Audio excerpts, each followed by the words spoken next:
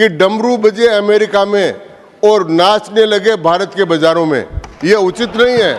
कि सबसे पहले तो मैं हमारे जो मंत्री महोदय हैं उनको धन्यवाद दूंगा। वो स्वयं तेलुगु भाषी हैं और उन्होंने भारतीय वायुयान विधेयक पेश किया है, इसलिए उनको बहुत बहुत धन्यवाद। दूसरा मैं कहना चाहता हूं कि ये नाम इसमें आना किसी प्रकार से किसी भाषा को थोपने का प्रयत्न नहीं है।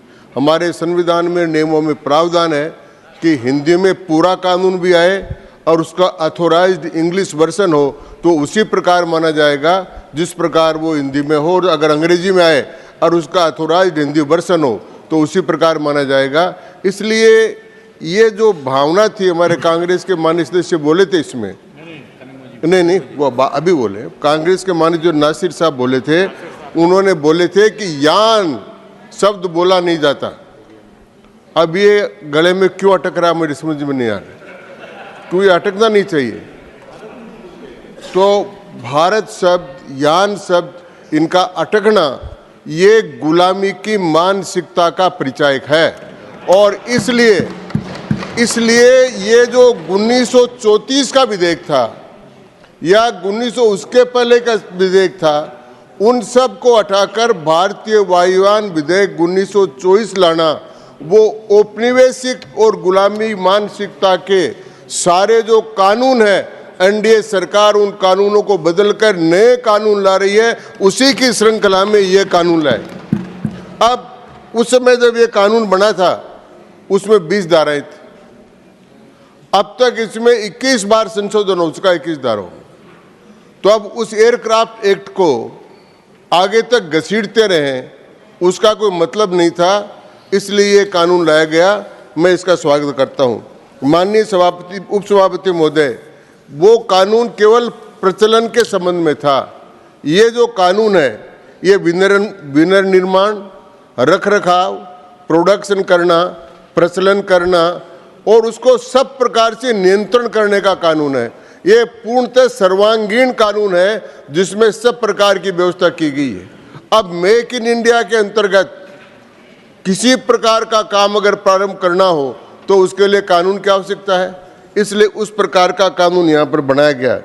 मैं सभापति, उपसभापति महोदय, एक बात से मैं प्रारंभ करना चाहता हूँ कि जब इस प्रकार के कानून आते हैं तो उन कानूनों पर बहस न करके अन्य मुद्दों पर यहाँ पर बहस की जाती है। मैं उनका कुछ जवाब देना चाहता हूँ। इसी सदन में इसके साथ माननीय मोदी जी को जोड़ा गया, मोदी जी के नाम का बार बार उल्लेख किया गया और किसी के साथ साथ किया गया।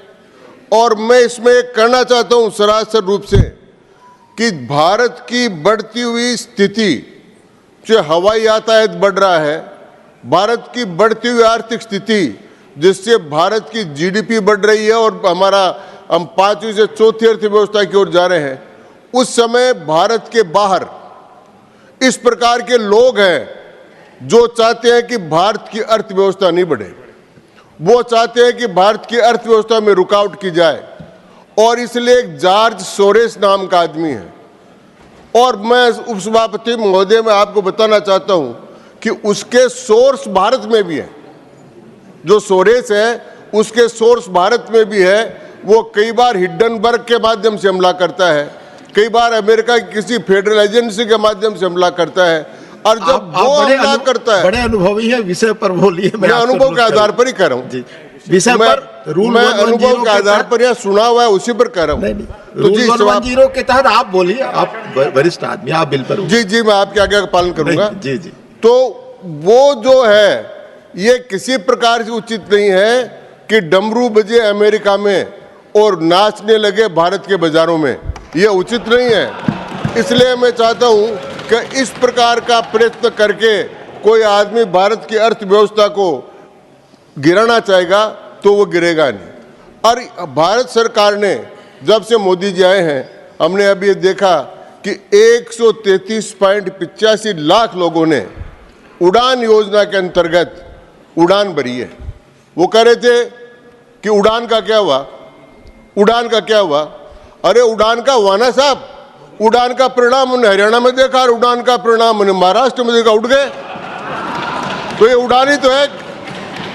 तो ये उड़ान इतनी बड़ी हो गई है, इसलिए उड़ान योजना में वायदे बढ़े, 49 से 145 तक चले गए, 2047 तक हमको विषय पर, इस पर विषय पर यही विषय है जी विषय आप अच्छी तरह जानते हैं। मैं पुनः बिल पर बोलने के लिए आग्रह करता हूं। उपसभापति महोदय जी, मैं विषय वासना से बिल्कुल दूर हूं, विषय पर जी।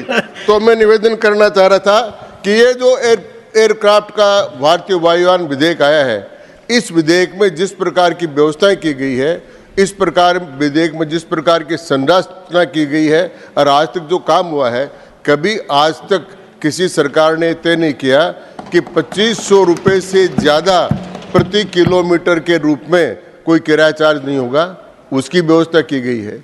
भारत के हवाई अड्डों पर ही है, लेकिन यहाँ चर्चा ये हुई, हवाई अड्डे निर्माण की चर्चा नहीं हुई। यहाँ चर्चा ये हुई कि एक हवाई अड्डे के बाहर का कोई टीन शेड हवा से गिर गया, उसकी चर्चा हुई कि साहब इंदिरा गांधी एयरपोर्ट के ऊपर एक वो गिर गया।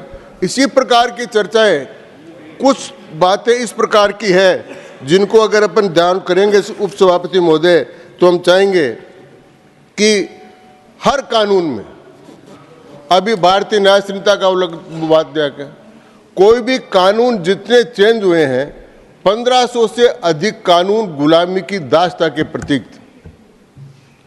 उनको अब खींचते रहे, उनको ढोते रहे। हो सकता है 30-40 वर्ष तक सरकार रही जिसके स्वाभिमान नहीं जगा हो, लेकिन ये राष्ट्रीय स्वाभिमान की सरकार है। नरेंद्र मोदी जी के बारे में उंगली उठाने वालों को सोचना चाहिए कि उनका जीवन तपःपूत जीवन है, भारत के सर्वांगीण विकास के लिए उनका जीवन है। और सर्वांगीण विकास में यह भी आता है कि मध्यम वर्ग के लोग अत्यधिक सस्ती यात्रा, सुरक्षित यात्रा कर सके, उसका भी इसके अंदर प्रबंध किया गया।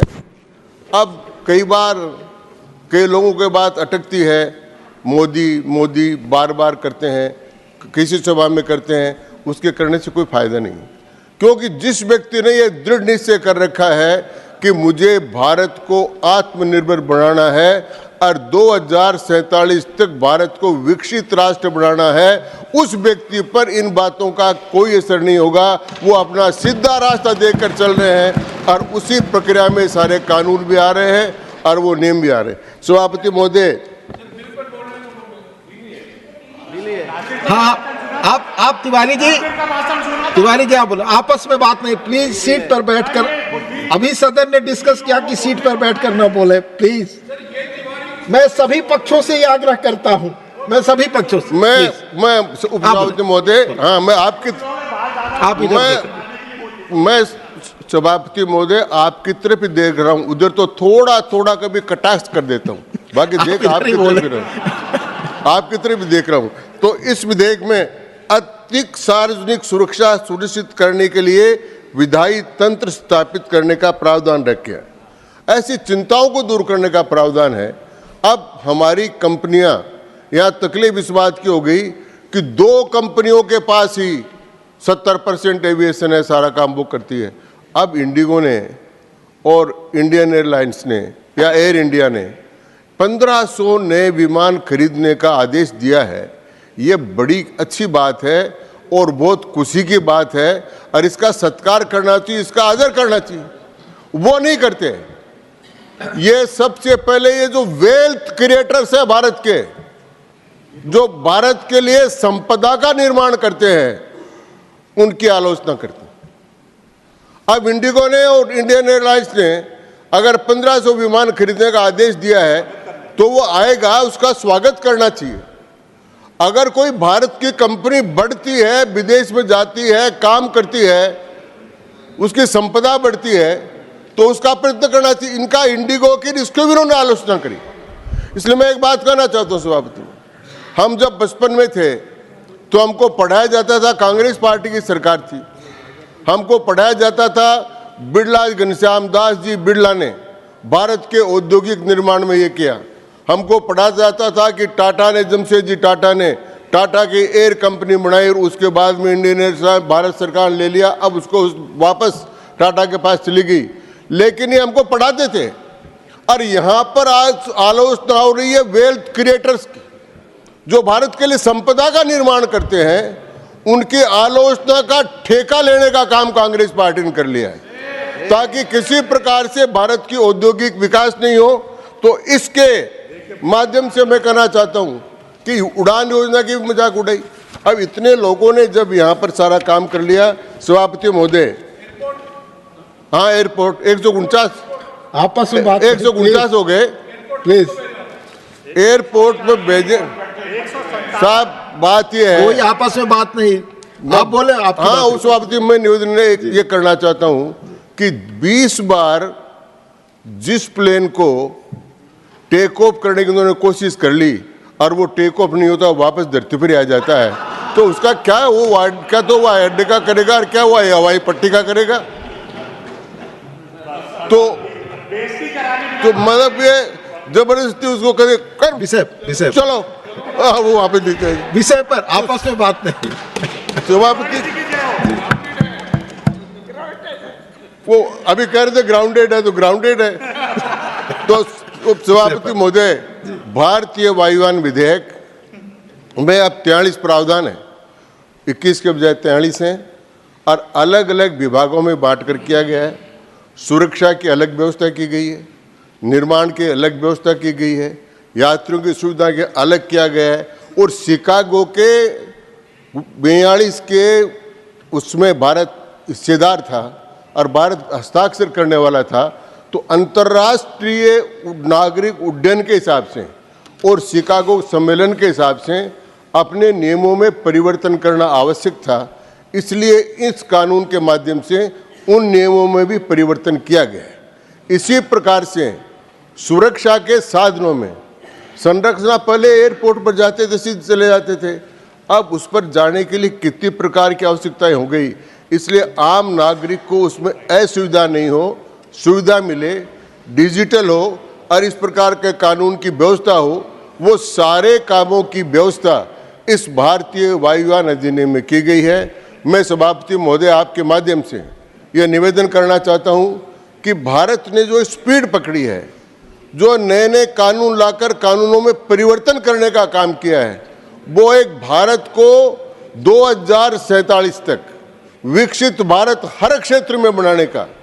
अब भारत की अगर आर्थिक ठीक होगी, मध्यम वर्ग का विकास होगा, वो लोग अधिक से अधिक हवाई यात्रा करेंगे, तो उनके लिए जो सारी व्यवस्थाएं करनी है, अब विनिर्माण भारत में उसका निर्माण करना आवश्यक है, उसके पार्ट्स का निर्माण करना आवश्यक है, उसकी सारी गतिविधियों का संचालन करना आवश्यक है। उन सारे कामों को संतुलित करने के लिए और एकीकृत करने के लिए और व्यवस्थित करने के लिए ये कानून लाया गया है। मैं इसका समर्थन करता हूं और सदन से प्रार्थना करता हूं कि इस कानून को पास किया जाए, और मंत्री जी को पुनः धन्यवाद दूंगा कि उन्होंने इसको भारतीय वायुयान अधिनियम लाकर इन्होंने काम किया। और जहाँ तक भारतीय जनता पार्टी की सरकार है, वो किसी भाषा से द्वेष नहीं करती, जो एनडीए भी नहीं करता।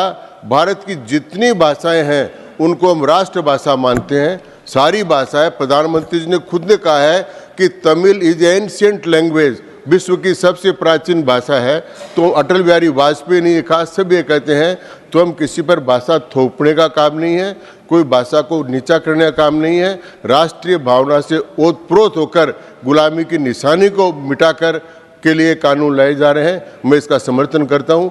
आपने समय से पहले बोलने के लिए समय दिया, इसके लिए आपके प्रति आभार, बहुत धन्यवाद, नमस्कार।